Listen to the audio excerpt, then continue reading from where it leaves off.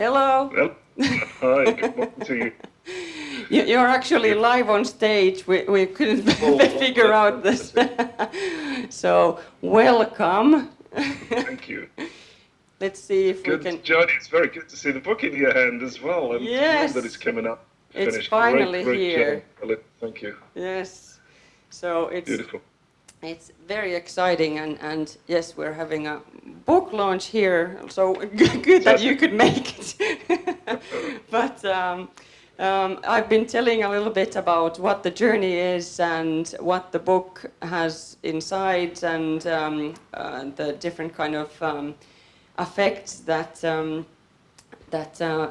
emotional avoidances have on our lives, but I've also been saying that... I know that... it's a big issue there in Finland, as in all the Scandinavian countries, I think. So I'm really happy the book is coming out to give people at least a complementary approach to taking their own power and doing something about depression, because there's so much we can do to help ourselves with this condition. So I'm genuinely delighted it's coming out in Finnish. Elina, thank you for everything you've done to make sure that happened. Thank you. Well, actually, that brings probably to the first question. Why don't people go or start doing the work on themselves, or what? What's the... The thing is, I've been asking myself that question for 25 years, Elina. 25 years ago, I came to kind of the end of my rope with depression. I was pre-suicidal. I was jacked up with all the medication that the orthodox medical field could give me, and still was feeling hopeless and in a lot of pain with depression, physical as well as emotional pain. And stumbled upon the journey techniques right in the early part of their existence, and it made such a fundamental difference to my condition that I really wanted to help people around the world discover what could be done, because I'd gone from a state of severe depression to no depression in a short period of time. That's 25 years ago, and for me, I've stayed depression-free, and I'm a grounded, happy, contented person. I was sitting here yesterday just opening with this press conference and just thinking, I'm so blessed to be doing the work that I'm doing. I'm so happy with the life that I'm living. I don't need anything to enhance it. I don't need anything to make it better. I'm very contented where I am. And so, of course, that comes back to the question, well, why do people resist doing this type of work? And the truth that I've uncovered over the last 25 years is that people just get conditioned to be afraid of their emotions. It happens around the world, in pretty much every culture that I've been to, that we've got specific tendencies to close down emotionally. And if one of those tendencies includes keeping a lid on our emotions, swallowing things back, really kind of stuffing them down inside, it can feed into the pattern of depression. So the short answer, I think we get afraid of our emotions. And as I've laid out, I hope clearly and definitely repeatedly in the book there are ways to open, there are ways to let emotions just be felt and to pass through cleanly, so they leave us in health, rather than with the complications that can occur when we try to run away from them or to shut them down in avoidance. There are many ways that we can create a different relationship with our emotions, and we can become much healthier in life and find a deep peace within ourselves, because we're not fighting life anymore. When we stop fighting our emotions, we stop fighting life, and then we can uncover the genuine innate positivity that is in each of us. Now, 25 years ago, I would never have believed those words. I never would have believed that was possible. But that's been my repeat experience, and what's been fed back to me by many thousands of people around the world who've used this work and been successful in letting go of the pattern, in really freeing themselves at a deep level from depression. So I'm thrilled that the opportunity is there in Finland as well, Elina. Yeah, I know from my own experience also that when you're like really deep in the emotional turmoil, it feels so real. It feels like, I remember a year ago at your seminar in Spain, I was meeting terror, and it felt to me that if I actually meet this terror, I will die. I physically thought that it'll be the end of me, and I had created such a monster from this terror that I like.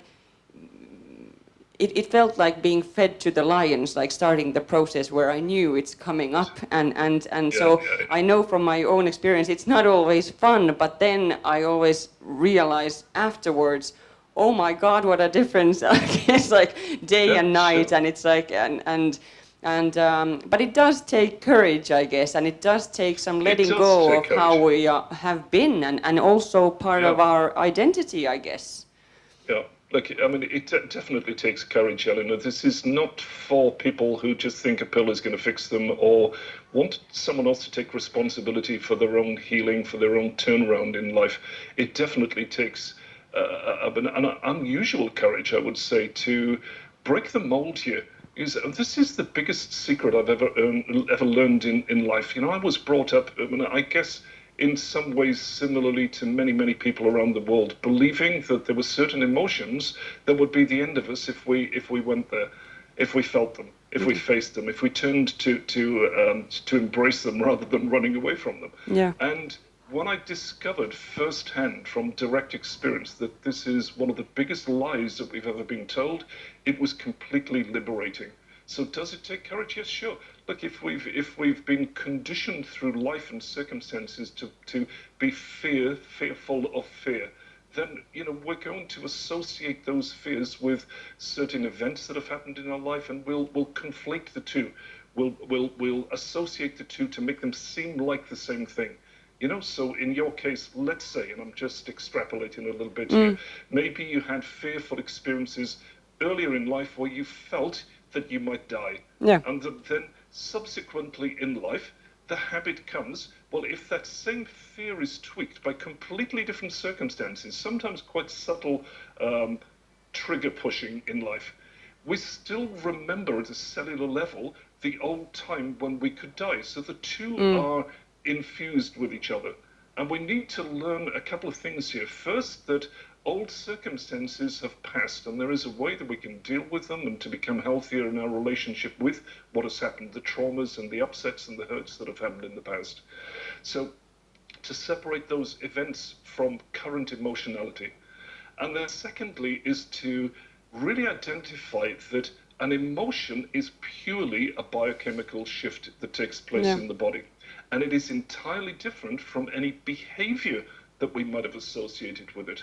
I know for a lot of us, and me included with this, I got so scared of anger and rage, my own and other people's, that I shut down to it. I blanked it out in life because I'd had previous experiences of anger leading to aggression and to, in my case, physical injury, physical harm. Now, when I learned that anger and rage can be treated purely as an emotion, and that emotion can be felt, while divorcing the emotion from old behaviors or feared behaviors. So just purely to meet the anger, that was completely liberating for me, because I'd put such a lid on anger and rage in my life that I'd forgotten that I'd even done that. And I told myself a story, well, I'm just a peaceful guy, I'm a calm guy, I'm a rational guy, and I had all the story to go with it. But the truth was, it was taking huge energy to keep that anger under wraps. It was taking masses of energy to stay in denial about my own anger and try to avoid other people's anger. And for me, that was a huge seed of depression. There were some other issues in there for sure, but just to open with the emotions that we've avoided and feared in the past is a massive shift in our perception of who we are, our perception of what's possible, and our perception of life and reality. And it can be a massive freeing force if we're willing to do this in the face of depression, to say, okay, what is it I'm really afraid of here? What is it I'm avoiding feeling here? Am I willing with some... This is absolutely liberating. It's very, very simple. And the complication is a complication we've created because of the way we've been conditioned in life. And there are few people saying this. The medical profession is beginning to wake up to it, that this thing that we've called depression is actually, at its core, an emotional condition. It's an emotional issue. It's a condition caused by emotional shutdown, emotional suppression. And for me, the sooner we start to treat the core of depression, the real seed issue here, which is this emotional shutdown. Rather than labeling it as a physical disease or a mental disease, the better, because we're then dealing with the real issue rather than dealing with a symptom of it. And there are many doctors around the world that are beginning to wake up to this. What they see is that at its core, depression is an emotional issue. And then out of that, depression can cause mental illness. For sure it can. If it gets bad enough, I've experienced it. I know firsthand it can. Depression can shut down many of the functions in our body to the extent that it can create disease. It can cause disease.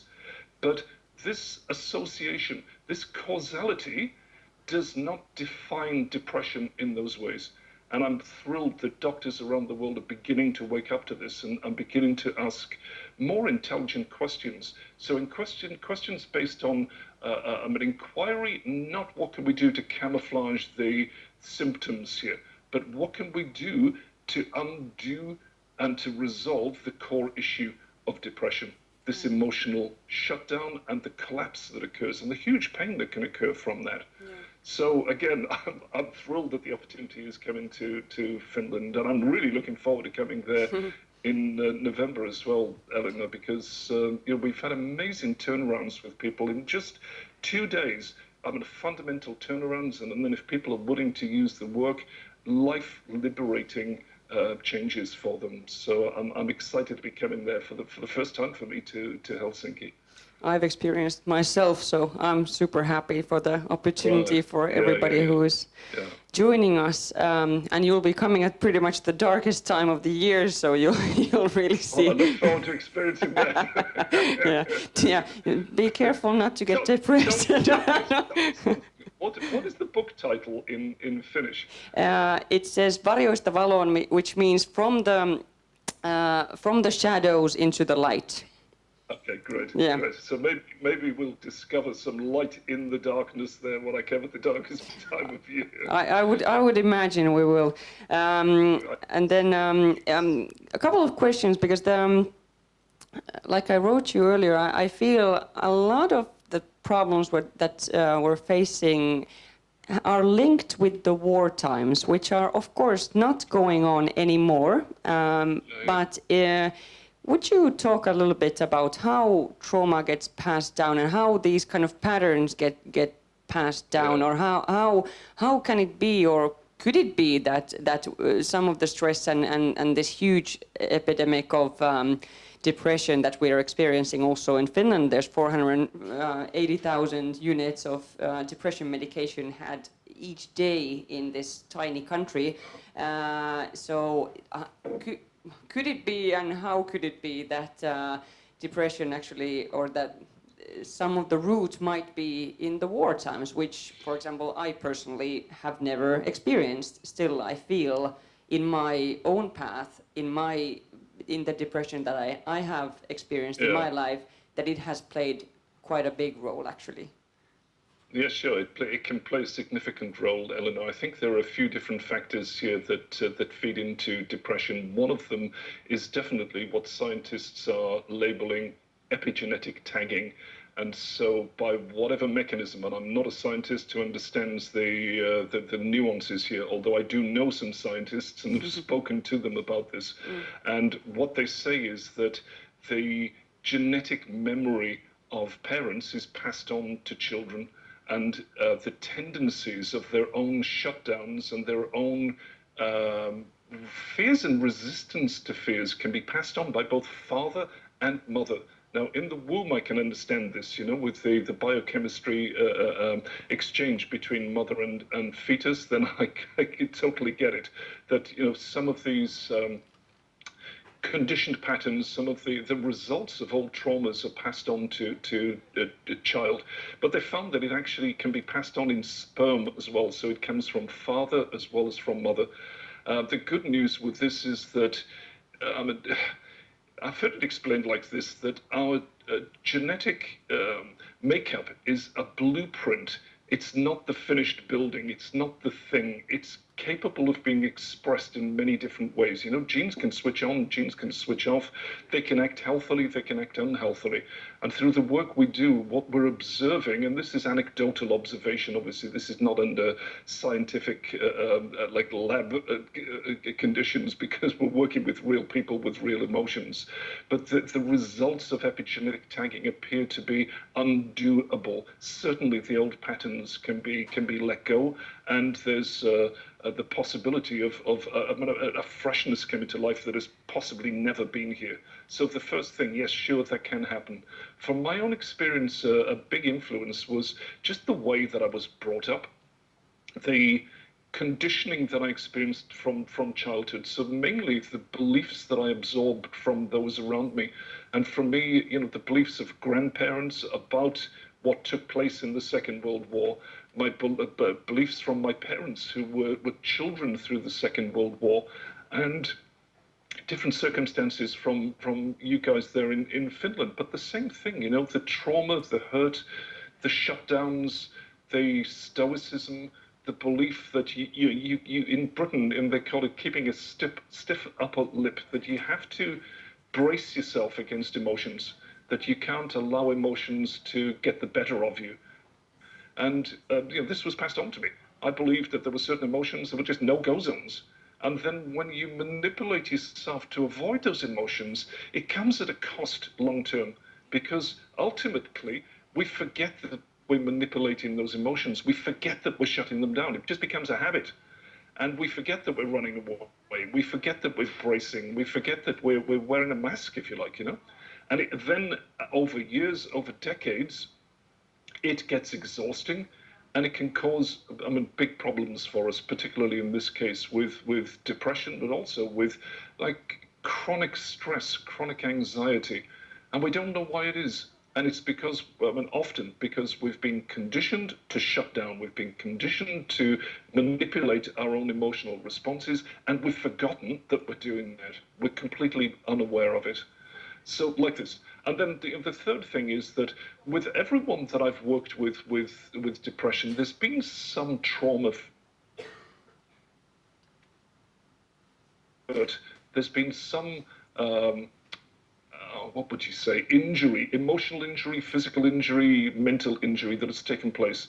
And then out of that, people have been triggered emotionally, and again, if they're suffering from depression, there's been some shutdown. So these three main factors. But if our main method of dealing with emotions is to close them down, to keep a lid on them, to keep them unexpressed, it makes us more prone to depression throughout our lifetime. It doesn't mean you'll necessarily experience it, but it makes us more prone to it. It's a distinct factor here. And the good news is that it can be undone. The traumas from the past can be released. There are ways to meet the emotions and to really effects of past traumas. There are ways to change the unhealthy belief systems that we grew up with. And the vows and promises, I mean, often, you know, we keep ourselves on the hook to being consistent to family values, to family beliefs, by making conscious or unconscious vows and promises, and they keep us in a straitjacket. And so I'm really excited when people have the courage to say, okay, I'm willing to take some personal responsibility for this. I'm willing to find some courage somewhere to open and to feel the emotions I've closed down to, and I'm willing to do something different with the opportunity to clear these long-standing patterns out of my life. And I'm thrilled. I mean, it's you know, why I think I wake up joyous in the morning, because I know that this is possible for people, and I see it regularly around the world these days. So it's deeply, deeply fulfilling to be involved with that. Great. So what can be expected for the two-day seminar while you're here? How would you say, what happens there? Okay, well, look, I mean, I can't tell you about a whole 2 days in a short period of time. Basically, what I was explaining a moment ago, we'll approach that through the weekend. We'll learn how to feel emotions more cleanly. We'll learn how to undo some of the effects of the past, some of the injuries, some of the traumas, some of the upsets of the past. We'll learn how to change belief systems. We'll learn to change our relationship, our fundamental relationship with emotions. and we'll do the work that is listed in the book there. As much of that as we can get through in 2 days, we're going to get through, and we're going to teach people how to move forward in life far more creatively, far more openly, and from a place of empowerment to make significant difference in whatever area of their life they need to make that difference in. Yeah, I not so long ago got a question that isn't it unethical to have all these emotions come up and then send people home by themselves? But that's exactly what I was answering. That actually, when you get the tools, when you kind of at least that's been my personal experience, that it's okay to go home by yourself after that. Actually, much more so than before, because the same emotions. I hear this sometimes, Elina, and for me it's very simple. The great shame is that we live lives of emotional suppression that lead to depression. Exactly. For me, that's it's a great sadness that so many people around the world are affected and don't know the cause of what they're suffering, and are not actually told what it is they're suffering. We've got a label called depression, but people are told, it's a mental illness, it's a brain chemistry imbalance, it's a physical disease, whatever, and it's not getting to the core of it. Evidently, and an orthodox medicine admits this, the drugs that they give can change our mood, but they don't cure depression. They don't get to the root of it. So for me, the great shame is that we live with these false beliefs that emotions are these, bad things that we've got to keep at bay. They are not, absolutely not. My experience for 25 years and in working with many, many thousands of people around the world is that peace and health is much, much more available to us if we're willing to just stop and open and feel our emotions, no matter what the emotion is. I mean, these days, if something gets deeply triggered in me and I feel some devastation or some deep hurt or some deep anger or fear, I've got the techniques just to stop and open and allow those emotions to pass through. It leaves me in peace to do that. It leaves me in a place of clarity to do that. And I didn't know this up until 25 years. No one was telling me this. It's an unusual message, I get it. But the great shame is that we're still on the run from these beautiful things called emotions. My experience also is this: the more that we're willing to temporarily turn to face the worst of it, the emotions that we fear, the more the emotions we prize are allowed to come to the surface naturally. So for me, from time to time, if I'm willing to face the hurt, the rage, the hopelessness, the devastation, occasionally these things get triggered because, I'm a human the same as anyone else. Just by temporarily allowing those emotions to flow, it allows a positivity to be here pretty much all the rest of the time. And I never knew this before. I thought I had to struggle to achieve positivity in life, that I had to do something, to reach for something outside of myself, that I had to achieve it. And what I've discovered increasingly is that is my innate nature once I stop fighting the emotions that are triggered in the moment. And so occasionally, the shit comes up, but for the vast majority of the time, I'm existing in a well-being, in a positive state of contentment and joy in life. I did not know that was possible before. I didn't live that way from childhood till my late 30s. Was cyclically experiencing depression, or sometimes very debilitating depression. I had no idea that there was positivity inside me. I thought I had to hunt it down and find it somewhere else. And it's not true. So our true nature, if we're willing to turn to face the worst, our true nature is absolutely fundamentally positive, and that's it's a message that I can't say enough to people. You'll find what you're looking for inside yourself. Here is a methodology that can allow you to do that. Yes, of course, it takes some courage. Yes, of course, it's asking you to break the mold. It's asking people to try something different, something they haven't done before. But damn, I've got to tell you, it is worth it. It really is worth it. Whether you do it through this book and this work or by some other means doesn't really matter to me. The fact that you do it is really important. Yeah, I was saying exactly the same, that I just, it's Beautiful. Wonderful that people just do the work however way suits them. And Yeah, for me personally, it's been extremely valuable all these years in the journey seminars and working with you and don't tell too much about what okay, all right. No, you I can. I see you more real, more grounded, more at peace with yourself, and more genuinely enjoy than when I met you, however many years ago that was, Elina. It's been a remarkable transformation, and yeah, you're a testament to the work. Thank you. Yeah, that's how it actually feels. That, like you were saying, that there is kind of more healthy, relaxed joy present and there's no need to like try for it, and it's just there. Like when all the, like you said, shit is been dealt with, then and I guess it continues forever. The coming of the layers and the different things that you can work with, because it just becomes a natural way to live. Yeah. You know, so you get triggered, so emotions come up. I mean, you can just open and you can let them flow, and then occasionally some old trauma will be associated with that emotion. Some old pattern will be triggered, not just the emotion, but the old shit that went with it. And then we can use this work to change our references and to deeply meet that and clear it. And I mean, part of the work, a fundamental part, is coming to forgiveness of ourselves, of others, of God, life, universe, if you like, and coming to peace with what is. And a lot of traditions espouse that, to say the health, the freedom and forgiveness, but they don't give us a methodology. And Jennywood gives us a direct methodology that can allow us to come to natural forgiveness, organic forgiveness. And that is a massively healing force. It really is, when you come to peace with what has happened in your life, when you come to peace with who you are, when you come to peace with those you love, when you come to peace in your relationships, when you come to peace with I mean, even, and this is difficult sometimes, the politicians in the world and in our countries, then it's a driving force for inner peace. Yeah. It really allows you to live life with a completely different perception and with a positivity that is not something you're reaching for, but is something that you're discovering was always within you.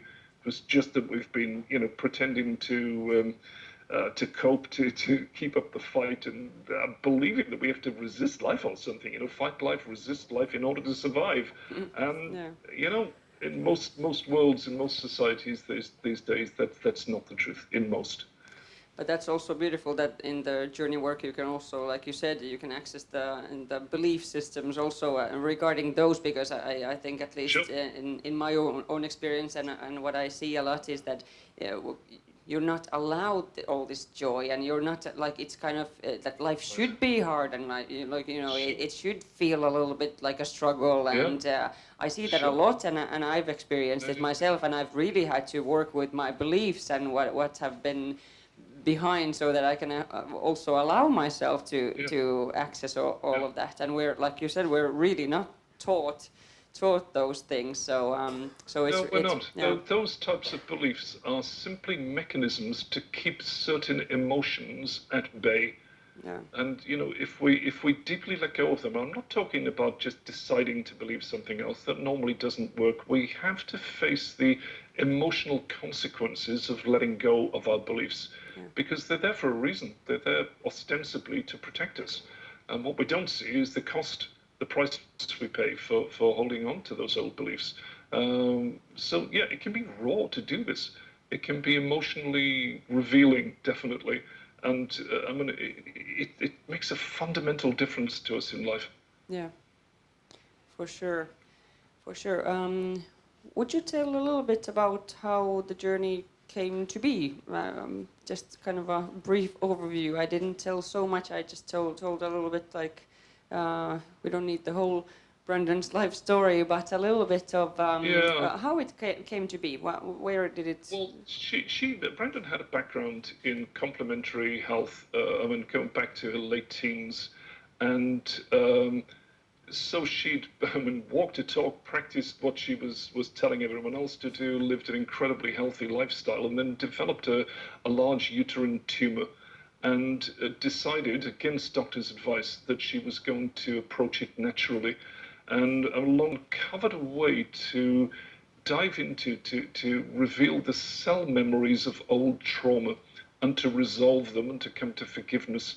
She'd had a lot of trauma in her own life growing up, and it appeared to her ultimately that the trauma had set up the seed pattern that had caused the tumor to grow. And eventually, when it was revealed to her how to uncover the cell memories, how to deal with the trauma, how to come to forgiveness, this tumor that was diagnosed as being the size of a basketball disappeared of its own accord within 6.5 weeks.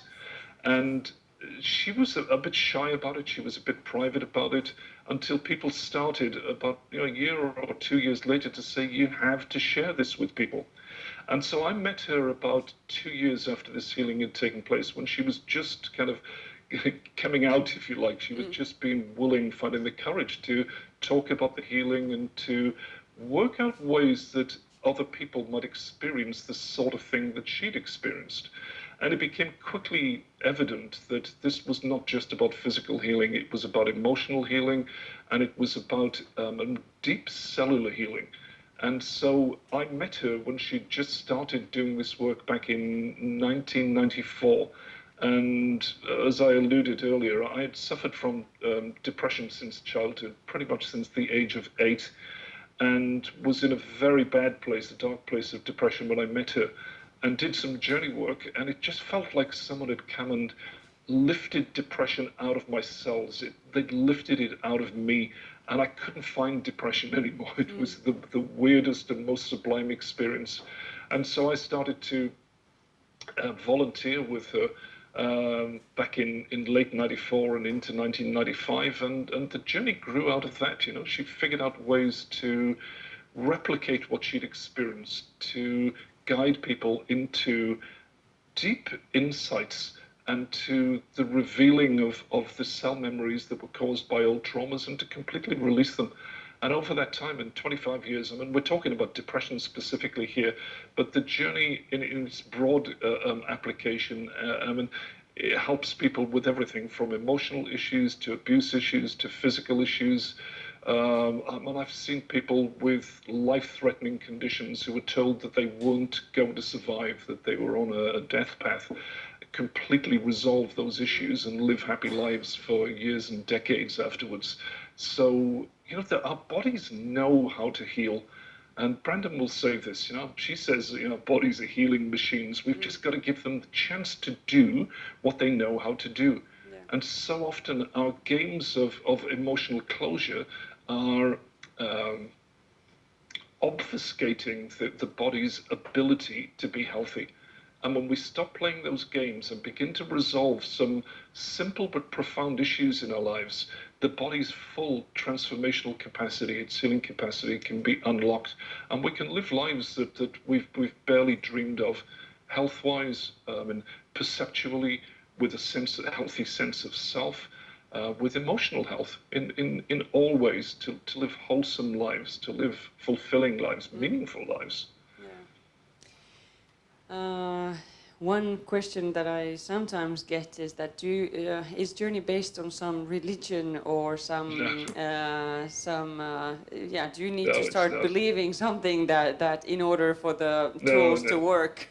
I know the answer, but I would like your answer on it. I often say to people, you're free to believe whatever you believe. I mean, I have no interest in what you believe, except does that support you to live a healthy life or not a healthy life? Yeah. The Journey has worked with, most traditions around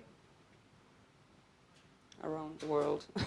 In traditions, of course, worked with Judaism, we've worked with Mormon faith, with Muslim faith, with Hindu faith, and we're not interested in what people believe, except does this support you? Is this healthy for you to believe? So your religious beliefs, your own religious beliefs, we have no religious beliefs. What is important is the degree to which your own beliefs are chosen by you and are healthy for you. Because the difficulty is so many of our beliefs just get absorbed when we're children. They get handed down, often due to unhealthy circumstances, due to trauma of previous generations. So they're limiting beliefs, they're constricting beliefs.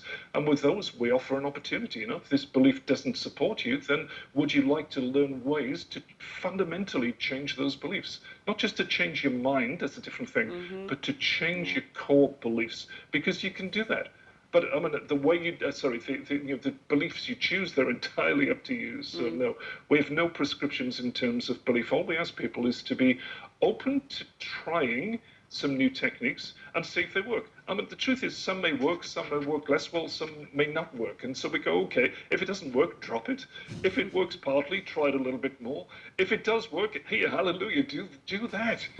Whatever that is for you. Yeah. So there's a big picking list of approaches, of ways that you can learn to transform like this at a deep fundamental level.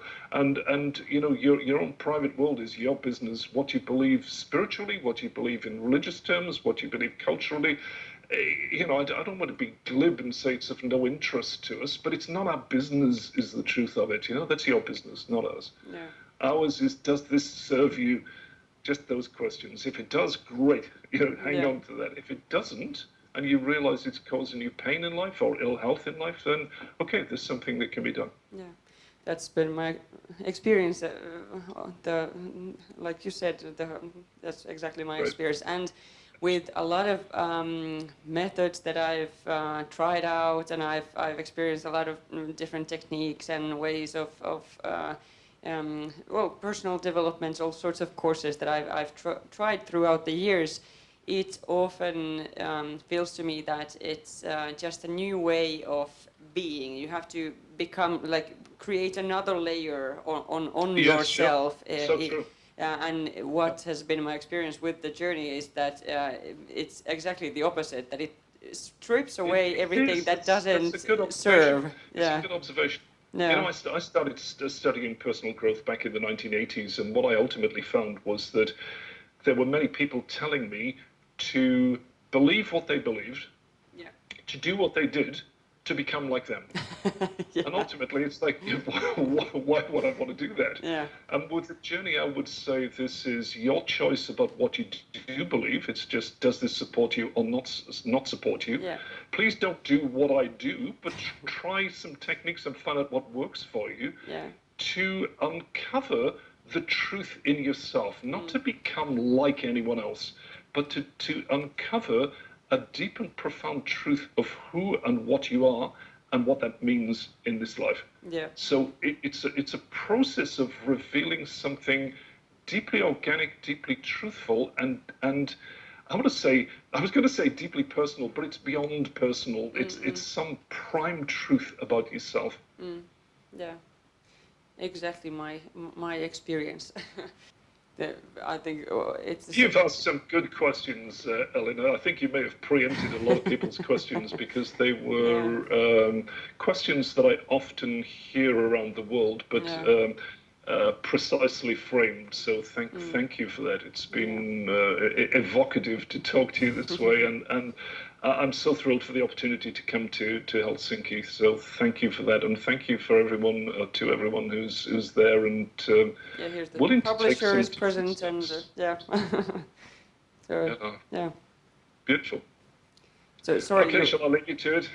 Yes, beautiful. Fantastic. Thank you for joining us for this time, great. and we'll see you in actually 1.5 months. So fantastic. I'm looking forward to it. Yes, beautiful. Have a Take good beautiful care. day, and blessings, love to everyone there. Thank you, Elina. Yes. Okay. Take good care. Bye. Bye.